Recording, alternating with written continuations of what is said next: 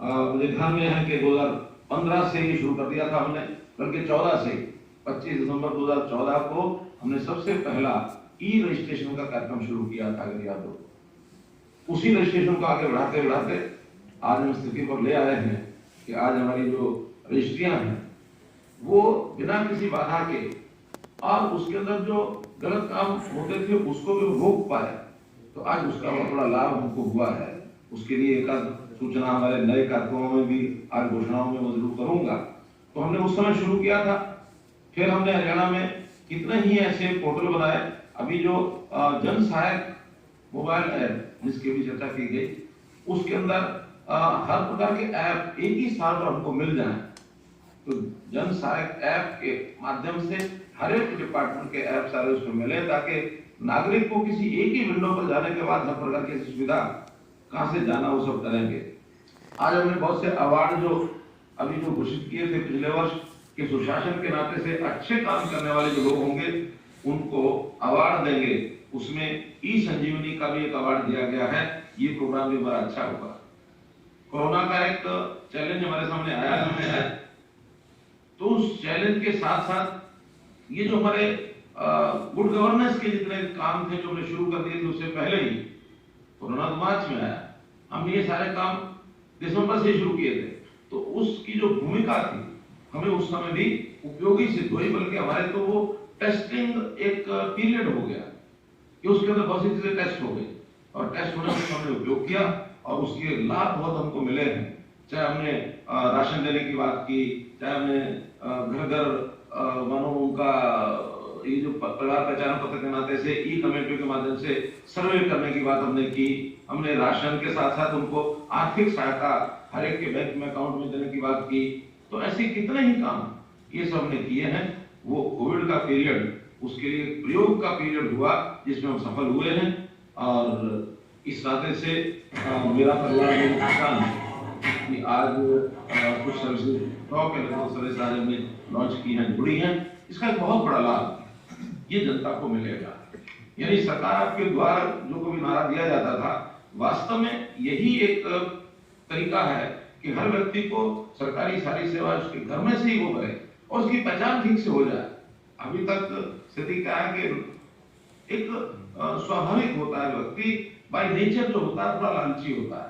उस लालच में पात्र और अपात्र इसकी पहचान कई बार नहीं हो पाती। हमको उसकी पहचान करके कि किस चीज का कौन पात्र है, कौन सी सेवा, कौन सी योजना इसको मिलनी चाहिए। कई बार इसको मिलनी चाहिए, उस तक पहुंचती नहीं और दूसरे आदमी उसका दुरुपयोग करके ले जाते हैं। लेकिन इस सारे सिस्टम में से हर परिवार की उसकी सामाजिक स्थिति, आर्थिक स्थिति, उसकी बाकी सब चीजें, उसकी क्षमता क्या है, उसके काम करने के लिए उसके पास कोई सिस्टम है कि नहीं है। क्योंकि एक लेवल से अगर परिवार को अगर उस ऑर्बिट में से बाहर निकाल लिया तो फिर वो एक सामान्य गति से एक मुख्य धारा में आकर के अपने जीवन यापन कर सकता है। अदरवाइज वो एक विशेष सर्कल में फंसा रहता है। उसके अंदर ना अपने बच्चों को पढ़ा पाता है, ना अपना रोजगार कर पाता है, ना परिवार के सदस्यों का इलाज करा पाता है, क्योंकि उस सर्कल में ऐसा फंसा हुआ है कि उसमें से उसको कुछ सुलझता नहीं, बाहर कैसे निकले। सरकार का काम है ऐसे लोगों को सहायता करना, पहचान करना, उनको उसमें से बाहर निकालना। तो हम परिवार पहचान पत्र के माध्यम से निश्चित रूप से उसकी जितनी सहायता करनी होगी सहायता करेंगे, उसको जितना योजनाओं का लाभ देना होगा वो करेंगे, जितना उसको ट्रेन करना होगा वो करेंगे, उसकी काबिलियत बढ़ाना है, शिक्षा के साथ स्किलिंग करानी है, रोजगार देना है, ये सब काम उसके माध्यम से हम करा पाएंगे।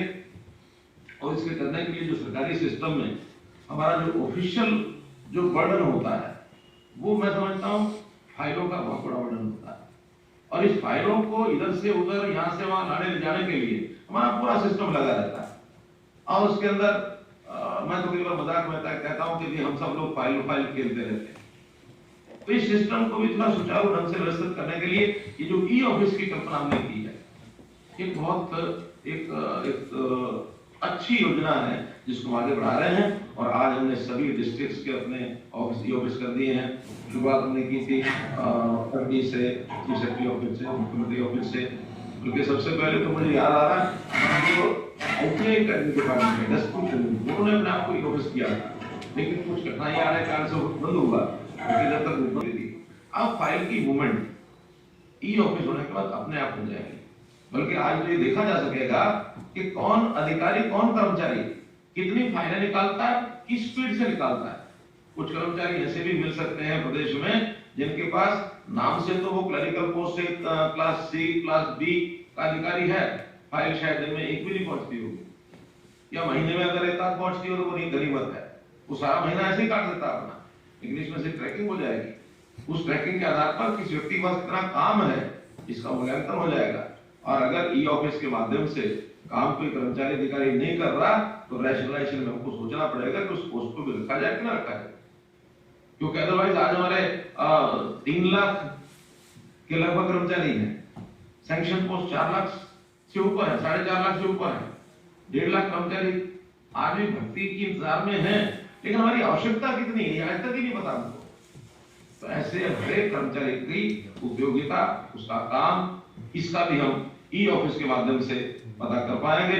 हमने पीछे ई सचिवालय की भी योजना बनाई थी, ई सचिवालय के माध्यम से जो हमारे जो मिलने वाले लोग हैं, हमारी एंगेजमेंट है, वो ई सचिवालय के माध्यम से कैसे हो, मुझे मालूम नहीं कितना उसके ऊपर रिस्पांस मिला, कितना चल रहा है, नहीं चल रहे हैं, लेकिन आगे चल करके इसको थोड़ा और सुव्यवस्थित करना पड़ेगा कि जो लोग हमको मिलने के लिए आना चाहते हैं, खास करके जो कोविड का पीरियड है, इसमें तो डिस्टेंस से जो लोग मिलेंगे, अपना काम कराएंगे, उनको भी संतोष, हमको भी संतोष, और एक जो चैलेंज है हमारा ये बीमारी वाला, इसको भी हम रोक पाएंगे, इसको भी हमें करना है। हमारा जो अभी चर्चा हुई जिसमें आज 81 गांव के अंदर मैंने लाल डोरा की रजिस्ट्रियां दी हैं, भूमि रिकॉर्ड जो है ई रजिस्ट्रेशन के माध्यम से भूमि रिकॉर्ड को ठीक करना, लाल डोरा की व्यवस्था को ठीक करना,